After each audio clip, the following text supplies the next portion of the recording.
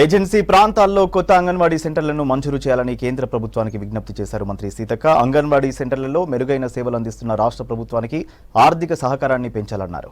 రాష్ట్రాల మహిళా శిశు సంక్షేమ శాఖ మంత్రులతో కేంద్ర మహిళా శిశు సంక్షేమ శాఖ మంత్రి అన్నపూర్ణాదేవి వీడియో కాన్ఫరెన్స్ నిర్వహించారు.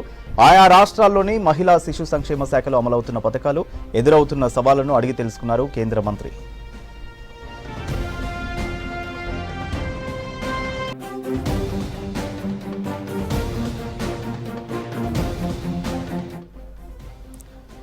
సెక్రటేరియట్ నుంచి వీడియో కాన్ఫరెన్స్ లో పాల్గొన్న మంత్రి సీతక్క తెలంగాణలో అమలవుతున్న ప్రత్యేక సంక్షేమ పథకాలను వివరించారు. మహిళా శిశు సంక్షేమ శాఖ అవసరాలను కేంద్రం ముందుంచారు.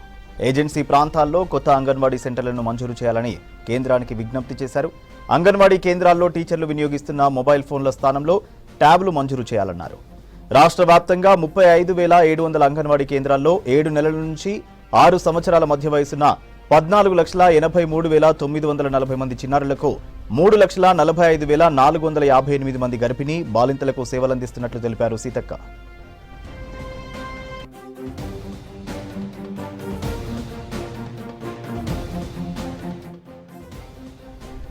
ఇక 3,989 మినీ అంగన్వాడీలను మెయిన్ అంగన్వాడీ సెంటర్లుగా అప్గ్రేడ్ చేసినట్లు చెప్పారు సీతక్క.